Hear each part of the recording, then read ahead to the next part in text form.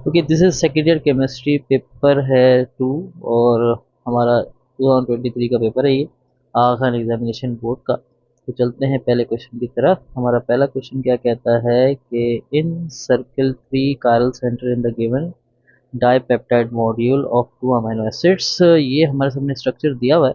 Basically हमारा काम ये है कि हमने इसके अंदर कायरल सेंटर को आइडेंटिफाई करना है। अच्छा, याद रखें कि जितना भी कॉर्नर्स हैं वो सब के सब कार्बन को रिप्रेजेंट करते हैं। जैसे अगर मैं यहाँ से स्टार्ट करता हूँ, ये कार्बन फर्स्ट कार्बन है हमारे पास, तो ये फर्स्ट कार्बन है। तो बेसिकली इसके साथ ये दो एच अटैच होंगे, तो ये तो कायरल सेंटर हो नहीं सकती।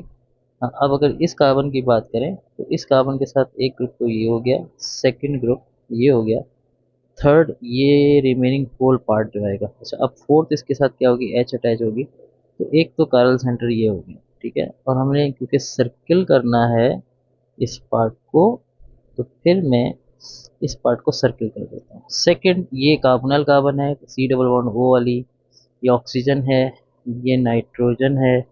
अगेन एक और कार्बन ये आ गई, इस कार्बन के इधर यहाँ पर एक ये डिफरेंट ग्रुप है, एक ये डिफरेंट ग्रुप है, और एक ये डिफरेंट ग्रुप है, और एक इसके साथ ये एक हाइड्रोजन है। तो ये वाला पार्ट भी हम सर्किल कर देते हैं क्योंकि ये भी कायरल सेंटर है, ठीक है। मैं पहले इसको इरेज कर देता हूँ। तो ये वाला पार्ट भी कायरल सेंटर है। अगेन ये कार्बोनाइल कार्बन है, ये नहीं हो सकती। फिर इस कार्बन की बात करें तो इस कार्बन में ये एक OH ग्रुप है, एक ये पूरा रिमेनिंग पार्ट है, और एक ये वाला पार्ट जिसको ये बेसिकली CH3 होता है और एक H होता है। तो इस कार्बन को भी कायरल कार्बन आइडेंटिफाई करेंगे, इसका मतलब है इसको मुझे सर्किल करना पड़ेगा। बाकी पार्ट को मैं इरेज कर देता हूँ। तो इस तरह से हमने ये 3 कायरल सेंटर को सर्किल कर दिया, ठीक है। तो ये 3 मार्क्स का क्वेश्चन कंप्लीट हो गया। अच्छा, नेक्स्ट हमारे पास क्या है, right any 3 point two describe the Williamson ether synthesis, support your answer by the giving and one chemical equation. Basically what is the Williamson synthesis? Williamson synthesis में basically हमारे पास सबसे पहले हम इथेनॉल है C2H5 या कोई भी अल्कोहल है, उसको हम रिएक्ट करवाते हैं सोडियम के साथ, ठीक है। तो हमारे पास सोडियम एल्कोक्साइड एक सॉल्ट बनता है C2H5ONa प्लस हाइड्रोजन गैस बनती है, ठीक है। ये हमारा पहला स्टेप होता है। तो ये एक किस्म का सब्स्टिट्यूशन रिएक्शन है। और अगर मैं इसको बैलेंस करूं, क्योंकि यहाँ पर 2 हाइड्रोजन रिलीज हुए हैं, तो यहाँ से 2 मॉलिक्यूल इथेनॉल के यूज हुए होंगे। तो जब ये 2 होंगे तो ये भी 2 हो जाएगा। तो फिर जाके हमारे पास ये बैलेंस होगी। अच्छा, सेकंड स्टेप में, ये स्टेप नंबर 1 है। सेकंड स्टेप पे बेसिकली क्या होता है कि यही सोडियम एल्कोक्साइड या एथॉक्साइड, जिसको हम कहेंगे C2H5ONa, रिएक्ट करता है अल्काइल हैलाइड से। तो अल्काइल हैलाइड में बेसिकली ClC2H5 से ये रिएक्ट करता है। तो अगेन यहाँ पर ये एक किस्म का डबल डिस्प्लेसमेंट रिएक्शन होता है कि ये सोडियम इस क्लोरीन के साथ अटैच हो जाएगा, तो बनाएगा NaCl।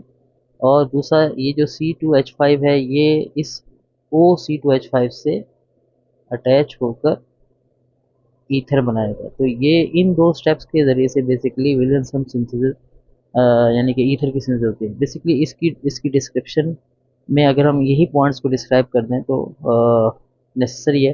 जो वन एटलीस्ट केमिकल इक्वेशन है वो बेसिकली ये है, ठीक है। अच्छा, नेक्स्ट हमारे पास क्या है, consider the given reaction Benz aldehyde.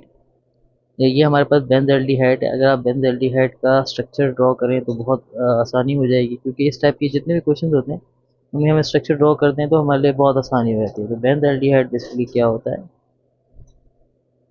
ये हमारे पास पहले हम बेंजीन बनाएंगे, ठीक है, और उस पे C डबल बॉन्ड OH, ये हमारा बेंज़ल्डिहाइड होगा। अच्छा, अब ये बेंज़ल्डिहाइड की ऑक्सीडेशन हो रही है। तो याद रखें कि एल्डिहाइड की जब ऑक्सीडेशन होगी तो वो हमें कार्बोक्सिलिक एसिड देगा। तो कार्बोक्सिलिक एसिड में क्या चेंज आएगा, बेसिकली बेंजीन रिंग में तो कोई फर्क नहीं पड़ेगा, ये कुछ C डबल बॉन्ड OH हो जाएगा। सिमिलरली जब आप एल्डिहाइड की रिडक्शन करेंगे तो वो आपको अल्कोहल देगा। तो वो कुछ इस तरह से होगा कि बेंजीन रिंग बनेगा और CH2OH बनेगा। तो ये दो मॉलिक्यूल बनेंगे जब ऑक्सीडेशन करेंगे और जब रिडक्शन करेंगे। तो अब आप ये जो मॉलिक्यूलर फॉर्मूला है इससे ये चीज़ चेक कर सकते हैं। अच्छा, अब यहाँ पर इन्होंने वर्ड यूज़ किया है, write the condense formula of the aromatic compound A and B. तो हमने एरोमेटिक कंपाउंड ए और बी का जो भी कंडेंस फार्मूला है, जिस तरह से मैंने ड्रॉ किया है, ये हमने बेसिकली कंडेंस फार्मूला मेंशन करना है। ठीक है। यहाँ पर हमारे पास अगर ये वाला पार्ट अगर हम देखें, ठीक है, ये पार्ट हो जाएगा C6H5। उसके बाद हमारे पास नेक्स्ट पार्ट होगा COOH। ये हमारा ए का कंडेंस फार्मूला होगा। और बी में हमारे पास जो ये पार्ट है बेंजीन वाला, वो क्या होगा, C6H5, फिर आएगा CH2OH। ठीक है। अब अगर आप इसको मॉलिक्यूलर फॉर्मूले में कन्वर्ट करना चाहें तो आप देख सकते हैं यहाँ पर ये 6 कार्बन और 1 कार्बन, ये हो गया C7। और हाइड्रोजन कितने हो गए हमारे पास, 6 हो गए। दो ये 5 हाइड्रोजन है और ये एक 1 हाइड्रोजन है, तो 6 हो गया। और ये 2 ऑक्सीजन मिलके O2। तो आप ये चेक कर सकते हैं ये ए से मैच हो जाता है। सिमिलरली अगर मैं इसका भी मॉलिक्यूलर फॉर्मूले से मैच करना चाहूँ, वेरीफाई करना चाहूँ, तो यहाँ पर 7 कार्बन है, हाइड्रोजन 8 है और एक ऑक्सीजन। ठीक है। ठीक है। नेक्स्ट हमारे पास है, identify the reagent and condition required in each reaction 1 and 2। देखिए याद रखें, हमारे पास जो फर्स्ट रिएक्शन था वो ऑक्सीडेशन था। तो मोस्ट कॉमन जो हमारे पास फर्स्ट रिएजेंट होगा वो होगा KMnO4। एक स्ट्रॉन्ग ऑक्सीडाइजिंग एजेंट है और इसको हम यूज़ करते हैं सल्फ्यूरिक एसिड के साथ, तो ये एसिडिफाइड KMnO4 यूज़ होगा। सेकंड हमने रिडक्शन करनी है, तो मोस्ट कॉमन रिड्यूसिंग एजेंट हमारे पास और स्ट्रॉन्ग भी है, लिथियम एल्यूमिनियम हाइड्राइड होगा। ठीक है, ये यूज़ होगा तो हमारे पास बेंजल्डिहाइड कन्वर्ट हो जाएगा अल्कोहल में, जैसे कि हमने बनाया। तो नेक्स्ट क्वेश्चन है, describe any three function of carbohydrate in the human body. अच्छा, इस डिस्क्रिप्टिव टाइप के क्वेश्चंस में मैं मेनली आपको मेन पॉइंट बता दूंगा, उसका डिस्क्रिप्शन वर्बली बता दूंगा। आपने पूरे स्टेटमेंट कंप्लीट जब भी अगर एग्जाम में क्वेश्चन आता है तो लिखना होगा। लेकिन पहला जो हमारे पास फंक्शन है कि ये एनर्जी सोर्स के तौर पे यूज़ होते हैं। ठीक है, एनर्जी सोर्स मतलब हमारी बॉडी को जो भी एनर्जी मिलती है वो कार्बोहाइड्रेट से, मैक्सिमम अमाउंट ऑफ कार्बोहाइड्रेट ही हमारी बॉडी को देते हैं। सेकंड, हमारे पास जो हमारी बॉडी के अंदर एनर्जी स्टोर होती है वो भी in the form of carbohydrate, जैसे कि फैट वगैरह है। मतलब इनिशियली वो कार्बोहाइड्रेट होते हैं, वो कन्वर्ट होते हैं फैट में।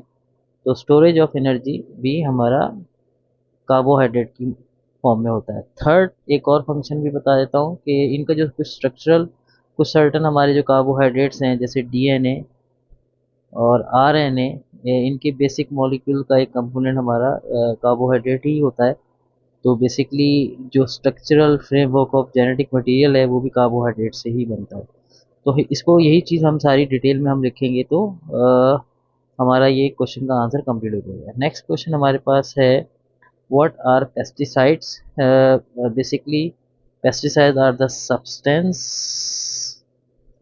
दैट किल हार्मफुल पेस्ट, यानी कि जो भी पेस्ट हैं, pest that can harm crops और ह्यूमंस को जो भी है उनको किल करने के लिए जो हम केमिकल्स यूज़ करते हैं उनको पेस्टिसाइड कहते हैं। नेक्स्ट पार्ट है, name the type of pesticide use to control each of the following paste.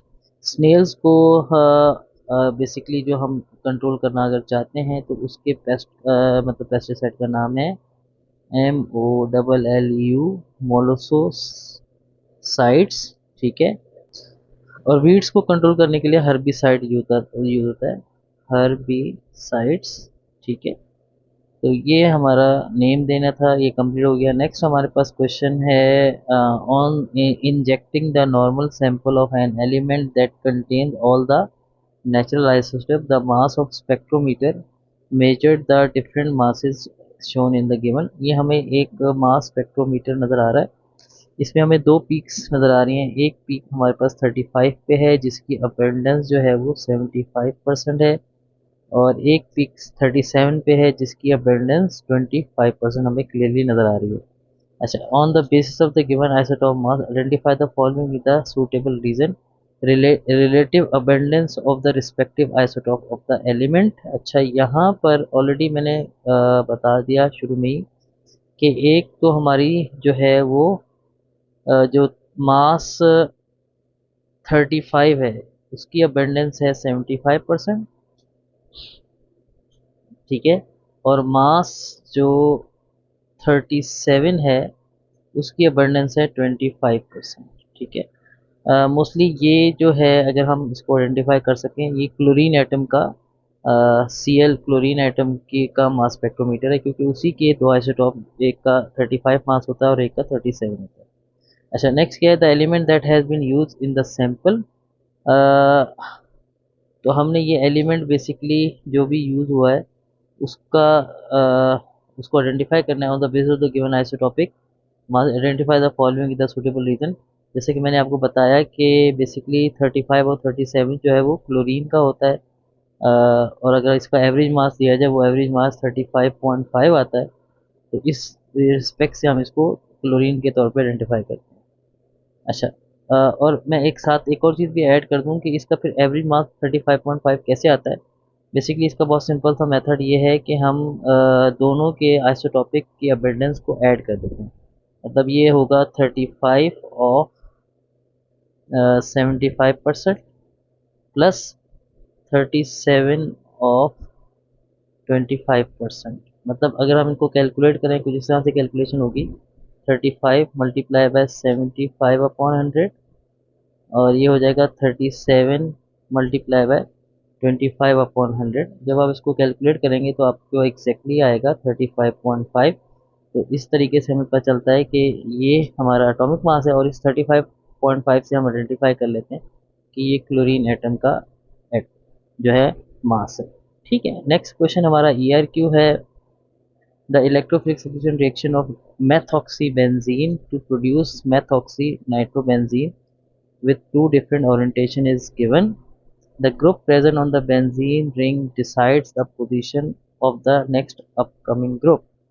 अगर आप देखें ये बेसिकली एक मैथॉक्सी बेंजीन का स्ट्रक्चर है, और HNO3 और सल्फ्यूरिक एसिड अगर यूज़ हो रहे हैं तो ये बेसिकली नाइट्रेशन का प्रोसेस हो रहा है। और ये हमारे पास नाइट्रो मैथॉक्सी बेंजीन का स्ट्रक्चर है। ये भी बेसिकली ये O, यानी कि ऑलरेडी नाम लिखा हुआ है 1 मैथॉक्सी 2 नाइट्रोबेंजीन 1 मैथॉक्सी 4 नाइट्रोबेंजीन का स्ट्रक्चर है। अच्छा, अब हमने क्वेश्चन का आंसर क्या देना है, explain the orientation of products in electrophilic substitution reaction mono substitution benzene in two ways. अच्छा, अब हमने ये जो प्रोडक्ट हमारी जिस तरीके से एक एक सेकंड नंबर कार्बन यानी कि कार्बन पे नाइट्रो ग्रुप लगा हुआ है, एक फोर्थ नंबर कार्बन पे लगा हुआ है, हमने ये एक्सप्लेन करना है कि ये इसकी ओरिएंटेशन ऐसा क्यों है। अच्छा, याद रहे हमारे पास जो बेंजीन रिंग है उसके ऊपर जो भी कोई ग्रुप लगा हुआ होता है, जो फर्स्ट ग्रुप लगता है उसके रिस्पेक्ट से नए आने वाले ग्रुप्स की पोजीशन फिक्स होती है। इस प्रोसेस को हम ओरिएंटेशन ऑफ बेंजीन कहते हैं। ठीक है। अच्छा, अब हमारे पास दो टाइप के ग्रुप हो सकते हैं। एक ग्रुप ऐसा हो सकता है कि जो यानी कि इलेक्ट्रोनेगेटिव ग्रुप हो, या हम ये भी कह सकते हैं कि which can donate electrons to the ring. मतलब एक ग्रुप ऐसा हो सकता है कि जो इलेक्ट्रोनेगेटिव हो। इसकी बहुत सिंपल सी एग्जांपल है, मैं आपको इस तरह से एक्सप्लेन करता हूँ कि ये जो बेंजीन रिंग है इसके ऊपर OCH3 लगा हुआ है। ये जो O है बेसिकली जिसके बाद दो लॉन पेयर हैं, तो ये ऑक्सीजन एक इलेक्ट्रोनेगेटिव ऑक्सीजन है। मतलब इस जो एटम इस रिंग से डायरेक्टली अटैच है ये इलेक्ट्रो नेगेटिव ग्रुप है। तो इलेक्ट्रोनेगेटिव ग्रुप की ये एबिलिटी होती है कि ये बेंजीन रिंग को बेसिकली इलेक्ट्रॉन का पेयर डोनेट कर सकता है। जब ये बेंजीन के रिंग को इलेक्ट्रॉन पेयर डोनेट करेगा तो हमारे पास पोजीशन नंबर 2, पोजीशन नंबर 4 और पोजीशन नंबर 6 पे नेगेटिव चार्ज नेगेटिव चार्ज जो है उसकी प्रोबेबिलिटी बहुत ज़्यादा बढ़ जाती है, जिसकी वजह से जो इलेक्ट्रोफाइल है, नया आने वाला इलेक्ट्रोफाइल, क्योंकि हमें पता है कि बेंजीन रिंग सिर्फ इलेक्ट्रोफिलिक सब्स्टिट्यूशन रिएक्शन देता है, तो वो पोजीशन नंबर 2 पे या पोजीशन नंबर 4 पे या पोजीशन नंबर 6 पे ही अटैक करेगा। ठीक है, तो ये बेसिकली सारा रोल होता है एक इलेक्ट्रोनेगेटिव ओरिएंटेड यानी कि सब्स्टिट्यूट का, जो कि बेंजीन रिंग पे पहले से मौजूद है। ठीक है, तो इसको हम basically ortho para directing group भी कहते हैं। इसका बहुत सिंपल सा लॉजिक है कि ऐसा ग्रुप जो इलेक्ट्रॉन पेयर डोनेट कर सके बेंजीन रिंग को, वो ऑर्थो पैरा डायरेक्टिंग ग्रुप होता है। ठीक है, अच्छा, अब हमारे पास जो क्वेश्चन पूछा गया था, उन्होंने ये एक्सप्लेनेशन मांगी थी कि explain the orientation of product in the electrophilic substitution reaction of monosubstituted benzene in two ways. तो पहला वे हमारा ये है। अच्छा, अब अगर हम बात करते हैं इन जर्नल, तो एक और ग्रुप भी हमारे पास हो सकता है, एक ऐसा ग्रुप बेसिकली जो कि अगर मैं एक ग्रुप बनाऊं, इसके साथ साइड पे ये लिख देता हूं कि ये इलेक्ट्रॉन विड्रॉइंग ग्रुप है। इलेक्ट्रॉन विड्रॉइंग ग्रुप क्या करता है कि पोजीशन नंबर 2, 4, 6 को इलेक्ट्रो पॉजिटिव कर देता है। ठीक है, इलेक्ट्रो पॉजिटिव कर देगा, तो देन न्यू कमिंग इलेक्ट्रोफाइल, मैं यहाँ लिख देता हूँ, new coming electrophile can not attach to 2, 4, 6 position. अब हमारे पास रीज़न ये है कि इलेक्ट्रॉन विड्रॉइंग ग्रुप, जैसे कि मैंने पहले बताया था कि इलेक्ट्रॉन डोनेटिंग ग्रुप में 2, 4 और 6 पोजीशन को हाईली इलेक्ट्रोनेगेटिव कर दिया था, लेकिन जो इलेक्ट्रॉन विड्रॉइंग ग्रुप है वो इसका अपोजिट करता है कि ये बेसिकली इस साइड ए 2 पोजीशन को और 4 पोजीशन को और 6 पोजीशन को ये इलेक्ट्रो पॉजिटिव कर देता है। तो हमारे तमाम रिएक्शन होने हैं इलेक्ट्रोफाइल के, मतलब एक पॉजिटिव चार्ज ने या चार्ज स्पीशी ने आना है, तो वो यहाँ से आके रिपेल होगा, तो फिर हमारे पास सिर्फ 2 पोजीशन बचती है, वो बचती है 3 पोजीशन और 5 पोजीशन। तो अब जो नया आने वाला है, then it only attach to position 3 and 5। मतलब जो नया आने वाला ग्रुप है वो 3 और 5 पोजीशन के अलावा और कहीं अटैच नहीं हो सकता। अच्छा, ये सारी चीज़ें आपने प्रॉपरली स्टेप बाय स्टेप मैंने बहुत ज़्यादा एक्सप्लेनेशन दी है कि मेनली तो हम सिंपल सा ये भी कह सकते थे कि जो इलेक्ट्रॉन डोनेटिंग ग्रुप है वो 2, 4, 6 पोजीशन पे सेंड करेगा। चलिए मैं उसको शॉर्ट में आपको बता देता हूँ। मतलब हम यूँ लिखेंगे कि ये बेंजीन रिंग है, इस पे ग्रुप लगा हुआ है, तो अगर ग्रुप हमारा इलेक्ट्रॉन डोनेटिंग है, तो आप क्या बोलेंगे कि new group can attach to 2, 4, 6 position. तो ये हमारी पहली ओरिएंटेशन के हो गया। और सेकंड हमारे पास हम इसका बिल्कुल अपोजिट लिखेंगे कि अगर ग्रुप हमारा इलेक्ट्रो पॉजिटिव है, ठीक है, तो फिर हमारे पास new groups can attach on position 3 and 5, जिसको आप मेटा पोजीशन भी कहते हो। ठीक है, तो ये हमारा बहुत डिटेल में, मैंने कुछ ज़्यादा डिटेल में इसलिए बताया कि आप इसके अंदर दोनों बातों में से कोई एक बात भी एक्सप्लेन कर देंगे तो आपका इसका आंसर क्लियर हो जाएगा। मतलब इन्होंने हमसे सिर्फ इतना पूछा था कि explain the orientation of product of electrophilic substitution reaction of mono substitute benzene in two way. अच्छा, नेक्स्ट क्वेश्चन हमारे पास है, write the step that are involve in the mechanism of the given reaction. अच्छा, ये जो basically reaction हो रहा है, इसमें आपको नज़र आ रहा है कि ओ यानी कि मेथऑक्सी बेंजीन की नाइट्रेशन हो रही है। इसका हमने बेसिकली मैकेनिज्म, डिटेल्स मैकेनिज्म बताना है। तो इसका मैकेनिज्म मैं अब आपको बता देता हूँ। ठीक है, क्योंकि ये यहीं पे मैं बता देता हूँ। सबसे पहले हमारे पास नाइट्रेशन है ये, तो याद रखें नाइट्रेशन में हमें सबसे पहला जो स्टेप होता है वो क्या होता है, वो होता है फॉर्मेशन ऑफ इलेक्ट्रोफाइल। तो सबसे पहले HNO3 H2SO4 से रिएक्ट करेगा तो नाइट्रोनियम आयन यानी कि NO2 प्लस आयन बनेगा, HSO4 माइनस बनेगा और हमारे पास बनेगा H2O। अब हमारे पास सेकंड स्टेप क्या होगा कि ये जो इलेक्ट्रोफाइल है वो बेंजीन रिंग में ड्रॉ कर देता हूँ, ठीक है।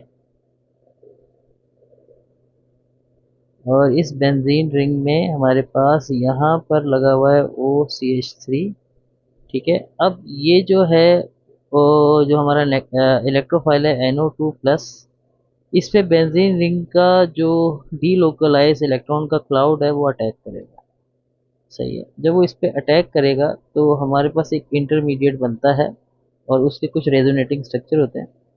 तो पहला तो हमारे पास कंडीशन कुछ इस तरह से होगी, ये बॉन्ड और ये बॉन्ड, दो बॉन्ड रहेंगे और OCH3 भी रहेगा।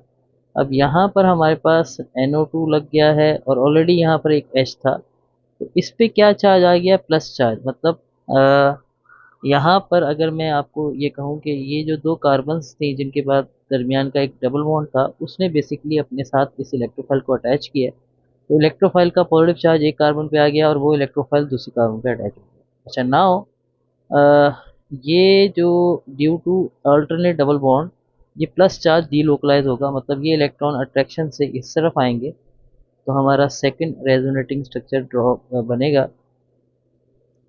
तो जब ये इलेक्ट्रॉन इस साइड पर आएंगे तो ये डबल बॉन्ड यहाँ हो जाएगा और प्लस चार्ज यहाँ आ जाएगा। अच्छा बाकी जो भी रिमेनिंग चीज़ें हैं हमने, मतलब जो एटम्स अटैच हैं उनमें हमने कोई चेंज नहीं करना। तो रेजोनेटिंग स्ट्रक्चर में कोई एटम अपनी जगह चेंज नहीं करता, सिर्फ और सिर्फ जो पाई इलेक्ट्रॉन या वैलेंस इलेक्ट्रॉन है उनकी पोजीशन चेंज हो रही होती है। नेक्स्ट स्टेप में क्या होगा, नेक्स्ट स्टेप में अगेन ये चीज़ यहाँ मूव होगी, मतलब ये जो पाई इलेक्ट्रॉन्स हैं ये इस साइड पे आएंगे तो ये एक और रेजोनेटिंग स्ट्रक्चर हमारा ड्रॉ होगा, ठीक है। अब हमारा बेसिकली जो है ये स्ट्रक्चर यहाँ पर आ जाएगा, डबल बॉन्ड यहाँ पर आ जाएगा और एक डबल बॉन्ड हमारा ये है और हमारा प्लस चार्ज यहाँ पर चला जाएगा और यहाँ पर हमारे पास हो गया NO2 और H। अच्छा अब हमारे पास कंडीशन कुछ इस तरह से है कि इस पॉजिटिव चार्ज को ये रिंग रिमूव करेगा by the loss of this H along with positive charge. तो जो हमारा थर्ड स्टेप होता है, ठीक है, थर्ड स्टेप में हमारा बेसिकली जो हाइड्रोनियम आयन है मतलब H प्लस आयन है वो रिलीज होता है। तो हमारे पास मेन प्रोडक्ट हमारी आ जाती है, जो सब्स्टिट्यूट प्रोडक्ट है वो क्या आ जाएगी, OCH3 और यहाँ NO2 ग्रुप लगा रह जाएगा और यहाँ मैं बेसिकली इसकी डी लोकलाइजेशन हमारी रिकवर हो जाएगी और हमारे पास H प्लस आयन अलग हो जाएगा। फोर्थ स्टेप में ये H प्लस आयन जो हमारा जो लिविस एसिड था, अगर हमने स्टार्ट में शुरू किया हो तो बेसिकली ये हमारा सल्फ्यूरिक एसिड लिविस एसिड था, ये कन्वर्ट हो गया था HSO4 माइनस में, इसकी रिकवरी होती है। तो लास्ट स्टेप हमारा ये होता है HSO4 माइनस, जो प्रोटॉन बेसिकली बेंजीन रिंग ने रिलीज किया वो इसके साथ अटैच होकर दोबारा से लिविस एसिड को रिकवर कर देता है, ठीक है। तो ये हमारा डिटेल मैकेनिज्म था जो कि ऑलरेडी पूछा गया था। इस तरीके से हमारा जो पार्ट वन है मतलब ए पार्ट और फर्स्ट ERQ का कंप्लीट होता है। अब हम बात करेंगे द नेक्स्ट पार्ट हमारे पास क्या है, name the process use to disinfectant water during the raw water treatment. हमने एक नाम बताना है जिसके ज़रिए से रॉ वाटर ट्रीटमेंट को यानी कि उसकी ट्रीटमेंट में हम इन्फेक्शन को बेसिकली रिमूव करते हैं। तो जो सबसे कॉमनली यूज मेथड है वो हमारा है क्लोरीनेशन मतलब हम क्या करते हैं, हम क्लोरीन ऐड करते हैं पानी के अंदर। ठीक है, अब सेकंड पार्ट में कह रहा है write the step wise chemical equation for the process that disinfectant water during the raw water treatment. Identify the chemical produced as the result of this process that act as a germicide. अच्छा, इसके लिए मैं basically इस तरह से explain करूँगा। लेकिन ये 3 मार्क्स का क्वेश्चन है तो एटलीस्ट हमें इसके 3 पॉइंट्स बताने हैं। तो जो सबसे पहला है कि बेसिकली जब हम H2O में क्लोरीन को डिसॉल्व करते हैं तो हमें दो प्रोडक्ट मिलते हैं, एक मिलता है HCl और एक मिलता है HOCl। ठीक है, तो सबसे पहला स्टेप तो हमारा ये हो जाएगा। सेकंड स्टेप में हमारे पास जो HOCl है ये आयनाइज होके H प्लस आयन और OCl माइनस आयन फॉर्म करता है, और ये OCl minus ion is act like oxidising agent basically, क्योंकि इसके साथ एक नेसेंट ऑक्सीजन अटैच होती है। ठीक है, और इट ऑक्सीडाइज द बैक्टीरियाज, यानी कि जो भी बैक्टीरियाज होंगे या पैथोजेंस होंगे उनके प्रोटीन को बेसिकली ये ऑक्सीडाइज कर देता है केमिकली, अगर इस तरह से कहा जाए। या हम ये भी कह सकते हैं कि इट डैमेज, मतलब उनके प्रोटीन ऑफ पैथोजेंस जो भी और बैक्टीरिया। तो इस तरह से क्या होगा कि OCl जो है एक जर्मिसाइड का वर्क करेगा। सो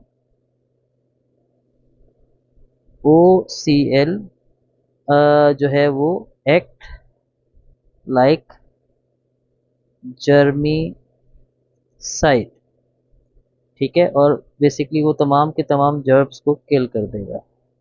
ठीक है, और इसके अलावा बेसिकली और इसको इसका जो थर्ड रिएक्शन में मैं अगर आपको शो करूं तो होता कुछ इस तरीके से है कि ये OCl में से वो एक एटॉमिक ऑक्सीजन रिलीज होती है और क्लोराइड आयन रिलीज होता है। क्लोराइड आयन तो बेसिकली वो H के साथ मिलकर HCl बन जाएगा, लेकिन ये जो एटॉमिक ऑक्सीजन है ये बहुत रिएक्टिव होती है, ये जर्मिसाइड का काम करते हैं। तो इस तरह से ये तीन उन्होंने जो स्टेप बाय इक्वेशंस मांगी थी ये हमारी तीन हो गई। अब नेक्स्ट हमारे पास क्या है, describe three way those basically through which the identified process can cause water pollution। अच्छा, अब इसका मतलब ये हुआ कि अब हमने वो बेसिकली जो हमने क्लोरीन यूज़ की है, अब क्या क्लोरीन का कोई हार्मफुल इफेक्ट है? यस, बिल्कुल है। अगर हम एक्सेस में यूज़ करते हैं क्लोरीन तो उसके बहुत जो उसके साथ जो बाय प्रोडक्ट्स हैं वो बेसिकली हमारे लिए बहुत प्रॉब्लम क्रिएट करते हैं। सबसे पहले हम बात करेंगे कि the by products of chlorine which are, जो मोस्टली कॉमन हमारे पास है बेसिकली वो एक होता है THMS, जिसको बेसिकली ट्राई हेलो मीथेन भी कहते हैं।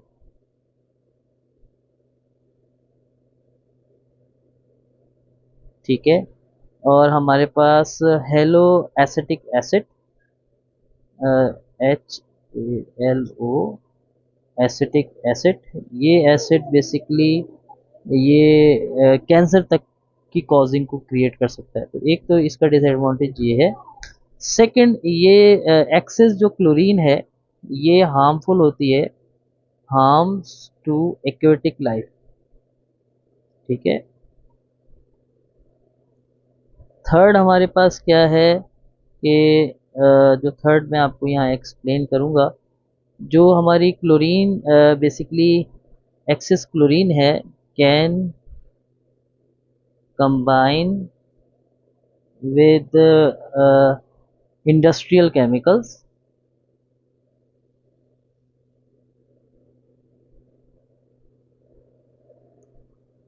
जिसमें हमारे पास फार्मास्यूटिकल्स के केमिकल्स होते हैं, सर्टन लॉन्ग लास्टिंग पोल्यूटेंट्स जैसे हमारे PCBs हैं।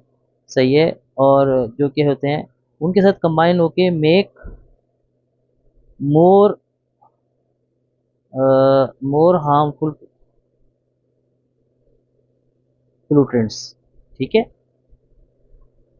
तो ये हमारा प्रॉब्लम क्रिएट होता है जब एक्सेस क्लोरीन पानी में मौजूद है, क्योंकि यही पानी हम अगर ड्रेन भी कर रहे होते हैं तो ये आगे जाके ये प्रॉब्लम क्रिएट करता है। तो ये हमारा सेकंड पार्ट इन्वायरमेंटल केमिस्ट्री का कंप्लीट होता है। अब क्योंकि नेक्स्ट हमारा ERQ है, consider the following reactions of tertiary butyl chloride in the presence of water and methanol as solvent. हमें ये जो एक रिएक्शन दिखाया जा रहा है, इस रिएक्शन में टर्शियरी ब्यूटाइल क्लोराइड जो है वो पहले कार्बन कैटायन में कन्वर्ट हो रहा है, उसके बाद हमें ये नज़र आ रहा है कि बेसिकली OH का मतलब है बेस की मौजूदगी में, मतलब ये KOH भी हो सकता है, NaOH भी हो सकता है, तो हमें एक अल्कीन मिल रहा है।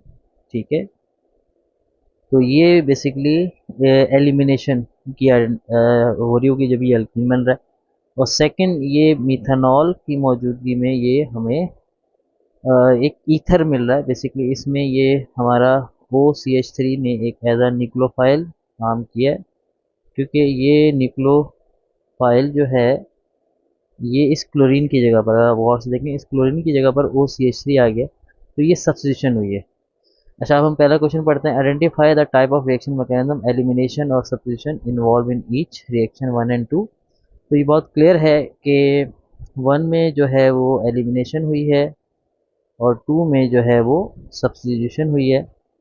और 1 में बेसिकली, और अगर स्पेसिफिकली कहें क्योंकि ये थर्ड डिग्री कार्बन कैटाइन है, तो ये E1 रिएक्शन मैकेनिज्म फॉलो हुआ है और सब्स्टिट्यूशन में हमारा SN1 रिएक्शन मैकेनिज्म फॉलो हुआ है।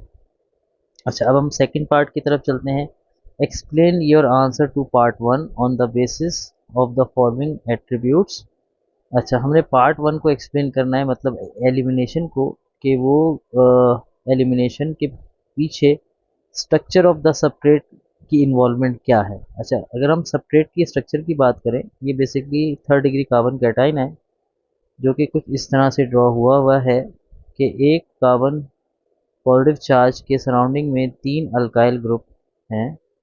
तो सबसे पहला रीज़न हमारे पास बहुत सिंपल सा होता है कि इसका स्ट्रक्चर इसको कैसे सपोर्ट करता है। सबसे पहला तो रीज़न ये है कि जो थर्ड डिग्री कार्बन कैटाइन है वो वेरी स्टेबल होता है। ठीक है, ड्यू टू हाइपर हाइपर कॉन्जेक्शन, या इसको हाइपर कॉन्जुगेशन कहते हैं, या और साथ में एक और चीज़ होती है इंडक्टिव इफेक्ट की वजह से। ठीक है, अच्छा, अब उसके साथ ये क्या होगा, तो ये फेवर करेगा, it will favour formation of more stable alkenes. मतलब यही चीज़ जो है कि मोर स्टेबल अल्कीन्स को की फॉर्मेशन में फेवर करती है। और या इसका एक सिंपल सा रूल है जिसको हम सेटजेप रूल भी कहते हैं, कि more substituted alkenes are preferred. मतलब जितना, क्योंकि इसके साथ अगर ये मैं इसको कन्वर्ट करता हूँ तो हमारे पास क्या होता है, CH3 हो गया, यहाँ पर एक ये C, और इसके साथ CH2 हो गया। तो ये जो CH3 है ये मोर सब्स्टिट्यूट यानी कि अल्कीन की अल्कीन है, मोर अल्काइल ग्रुप वाली अल्कीन है, तो ये ज़्यादा स्टेबल होगी, तो ये सबसे ज़्यादा प्रेफर्ड होती है। और इसी वजह से एलिमिनेशन सबसे ज़्यादा होती है। इन शॉर्ट, अगर मैं बहुत सिंपल वर्डिंग में कहूँ कि जिस प्रोसीजर से सबसे ज़्यादा स्टेबल कंपाउंड बनेगा वो प्रोसीजर सबसे ज़्यादा फॉलो होगा। तो हमारे पास जो सबसे यानी कि अल्काइल अल्काइल ग्रुप रखने वाली अल्कीन होती हैं वो मोस्ट स्टेबल कंपाउंड कहलाती है, तो इस वजह से सबस्ट्रेट का स्ट्रक्चर फेवर करेगा। अब नेक्स्ट हमारे पास है नेचर ऑफ सॉल्वेंट। तो जो हमारे पास नेचर ऑफ सॉल्वेंट की बात करें, तो हमारा यहाँ सॉल्वेंट यूज़ हुआ है H2O। ये सॉल्वेंट हमारा पोलर सॉल्वेंट है, और हमारा ये पोलर सॉल्वेंट होने के साथ साथ प्रोटिक सॉल्वेंट है। ठीक है, क्योंकि ये आयनाइज होके H+ आयन दे सकता है। तो ये दोनों सॉल्वेंट फेवर करते हैं कार्बन कैटायन को, क्योंकि कार्बन कैटायन खुद एक आयन है। They favor formation of C plus ion, क्योंकि जहाँ पर पोलर सॉल्वेंट होगा वही आयनाइजेशन को सबसे ज़्यादा फेवर करेगा। तो बेसिकली या यूँ भी कह सकते हैं कि ड्यू टू पोलर सॉल्वेंट, जैसा कि हम H2O हमारे केस में है, आयनाइजेशन अकर मोर इजीली। ठीक है, तो ये हमारा इस तरीके से इसका नेचर ऑफ द सॉल्वेंट भी एक्सप्लेन हो गया। नेक्स्ट हमारे पास है कि व्हाई इस elimination reaction mechanism is more favoured at high temperature. इसका बहुत सिंपल सा रीज़न है कि हाई टेम्परेचर पे जो हमारे पास बेस है, यानी कि जो OH ग्रुप है, ये इजीली अल्काइल ग्रुप के प्रोटॉन को डीप्रोटोनेट कर देता है। ठीक है, मतलब हमारे पास जो इफेक्टिव कोलिजन्स की वजह से जो एलिमिनेशन ऑफ H+ आयन है वो आसानी से हो जाती है। तो इस तरीके से ये हमारा थर्ड पार्ट भी एक्सप्लेन हो जाता है। ओके, नेक्स्ट हमारे पास जो सेकंड बी पार्ट यानी कि सेकंड वाला ERQ explain how the electron withdrawing substituent effect the acidity of carboxylic acid term of their presence of in the molecule. मतलब कार्बोक्सिलिक एसिड की जो एसिडिटी है उस पर क्या इफेक्ट पड़ता है कि अगर मॉलिक्यूल के अंदर एक इलेक्ट्रॉन विड्रॉइंग ग्रुप मौजूद हो। या फिर सेकंड पार्ट में पूछा जा रहा है position from carbonyl carbon in the molecule, तीसरा है नंबर इंक्रीज इन नंबर। हमने 3 वेज में इसको एक्सप्लेन करना है। Given example of electron withdrawing substituent to support your answer. तो इस बेसिकली इस पार्ट के हमारे 5 मार्क्स हैं। अच्छा, सबसे पहले अगर मैं simple presence in the molecule की एग्जांपल दूं, जो हमारे पास in presence in the molecule की अगर हम बात करें तो ये हमारे पास है CH3COOH, जो बेसिकली एसिटिक एसिड है। इसकी एसिडिटी कम होती है अगर हमारे पास सिर्फ एक H को हटा के यहाँ पर एक क्लोरीन एटम अटैच कर दिया जाए, तो इसकी एसिडिटी ज़्यादा होती है, क्योंकि ये क्लोरीन जो है ये एक इलेक्ट्रॉन विड्रॉइंग ग्रुप है। ये नेगेटिव इंडक्टिव इफेक्ट से इलेक्ट्रॉनों को इस तरफ से अट्रैक्ट करता है, तो ये वाली साइड पार्शल नेगेटिव हो जाती है, और जो अपोजिट साइड है जहाँ पर हमारा प्रोटॉन रिमूव होना है वो ज़्यादा पार्शल पॉजिटिव हो जाती है, तो ये आसानी से प्रोटॉन रिमूव होता है। अच्छा, और दूसरा इसका मैं एक और आंसर भी देना चाहूँगा, वो ये कि जो एसिडिक एसिड है इसकी pKa की वैल्यू होती है 4.74, जबकि अगर एक सिर्फ हम इलेक्ट्रॉन विड्रॉइंग ग्रुप अटैच कर दें क्लोरीन, तो pKa की वैल्यू जो है वो कम होके 2.86 हो जाती है, जो इस चीज़ को एक्सप्लेन करती है कि कैसे एक इलेक्ट्रॉन विड्रॉइंग ग्रुप एसिडिटी को बढ़ा देता है। याद रहे कि pKa की वैल्यू जितनी कम होगी उतना स्ट्रॉन्ग एसिड होगा। अच्छा, नेक्स्ट हमारे पास है position from carbonyl carbon atom in the molecule. तो अब हमारे पास लेट सपोज एक CH3 CH2, फिर हमारे पास है C डबल बॉन्ड O और OH है, और एक कंपाउंड हमारे पास मतलब इसमें हम इस तरह से कर देते हैं कि इसमें हमारे पास जो ये कार्बन है ये तो मेन फंक्शनल ग्रुप हो गया, इसके साथ ये जो कार्बन है इसको अल्फा कार्बन पे फर्ज करें, क्लोरीन एक हमारा अल्फा कार्बन पे लगा हुआ है। और इसी तरीके से लेट सपोज जो दूसरा क्लोरीन है वो हमारा जो इसके साथ वाली कार्बन है उसके साथ अटैच है, मतलब बीटा कार्बन पे यहाँ क्लोरीन अटैच है, ये बीटा कार्बन होगी। तो एक मैं पहले पूरा स्ट्रक्चर ड्रॉ कर लूँ। ये हो गया हमारा CH2 और C डबल बॉन्ड OH। ठीक है, ये यहाँ से इसको मैं इरेज करके ये Cl लगा देता हूँ, ये बेसिकली बीटा कार्बन है। तो अब क्या इफेक्ट होगा, अगेन जितना ये कार्बोनल कार्बन से दूर हो जाता है उतना एसिडिटी कम हो जाती है। तो जो अल्फा कार्बन में जब इलेक्ट्रॉन विड्रॉइंग ग्रुप करीब होगा तो एसिडिटी ज़्यादा होगी। ठीक है, इसके पास यानी कि इसकी वैल्यूज़ के रिस्पेक्ट से भी अगर मैं आपको एक्सप्लेन करूँ, तो जब हमारी अल्फा कार्बन के ऊपर यानी कि इलेक्ट्रॉन विड्रॉइंग ग्रुप होता है तो एसिडिटी होती है अराउंड 2.86, और अगर बीटा कार्बन पे जाती है तो वही एसिडिटी मतलब pKa की वैल्यू 4.05 हो जाती है। तो मतलब बढ़ जाती है, जब pKa वैल्यू बढ़ने का मतलब एसिडिटी कम हो रही है। तो ये हमारा इसका सेकंड पार्ट था, position from the carbonyl carbon in the molecule. Third है increase in the number of molecules. अब हम कंपेयर करेंगे, जैसे कि पहला स्ट्रक्चर जो मैंने ड्रॉ किया था उसमें एक क्लोरीन एटम अटैच था, ठीक है। तो इसकी जो pKa की वैल्यू थी वो हमारे पास थी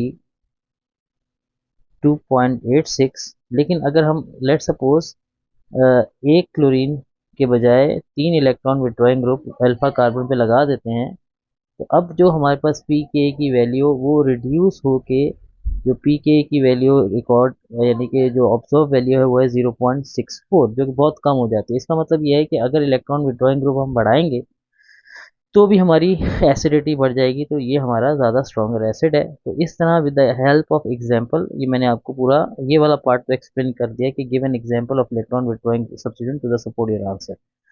नेक्स्ट हमारा लास्ट पार्ट है, write down the chemical equation to show the conversion of acidic anhydride into acid amide. Basically what is the formula of acidic anhydride? CH3 C double bond O, फिर O आएगा, फिर C double bond O CH3। तो इसको अगर हमने acid amide में convert करना है तो हम इसको अमोनिया के साथ रिएक्ट करवाएंगे। मैं थोड़ा इसको एक्सपेंड करके इसका फॉर्मूला ड्रॉ कर देता हूँ। अच्छा, इसका बहुत सिंपल सा रीज़न है कि एसिडिक एनहाइड्राइड हमारा लेट सपोज यहाँ से ये मॉलिक्यूल ब्रेक होता है, ठीक है। तो ये नेगेटिव पार्ट होगा, ये एक मिनट, हाँ, ये हमारा नेगेटिव पार्ट होगा और ये पॉजिटिव पार्ट होगा। इसके अंदर से भी एक प्रोटॉन को मैं अगर एक H को मतलब यहाँ से ब्रेक करता हूँ तो ये हमारा पॉजिटिव पार्ट होगा और ये नेगेटिव पार्ट होगा। तो बहुत सिंपल सा रूल आपने अप्लाई करना है। आपने पहले मैं ये इस पॉजिटिव पार्ट को ड्रॉ कर लूँ, CH3 C double bond O। तो अब आप क्या समझते हैं कि इसके साथ कौन सा पार्ट अटैच होना चाहिए? इसके साथ नेगेटिव पार्ट अटैच होना चाहिए। तो इसका नेगेटिव पार्ट हमारा क्या है? ये जो नाइट्रोजन और इसके साथ ये दो हाइड्रोजन, तो ये हो गया NH2, ठीक है। प्लस हमारे पास जो दूसरी चीज़ बनेगी वो हमारे पास यहाँ का ये पॉजिटिव इस नेगेटिव से अटैच हो जाएगा। बहुत सिंपल सा तरीके से मैं आपको एक्सप्लेन कर रहा हूँ, ये हो जाएगा HO C double bond O CH3। तो इनिशियली ये हमारा एक एसिड अमाइड बन जाता है, ठीक है। और इसके बाद हमारे पास ये एसिटिक एसिड, एक मॉलिक्यूल एसिड अमाइड में कन्वर्ट होता है, एक पार्ट यानी कि जब ये रिएक्शन होता है एक प्रोडक्ट हमारी एसिड अमाइड होती है और एक हमारी एसिटिक एसिड होती है। ऑल दो ये दोनों बाद में रिएक्ट करते हैं लेकिन इनिशियली ये इस तरह से रिएक्शन कंप्लीट होता है। होप आपको ये लेसन समझ में आया होगा। Thank you.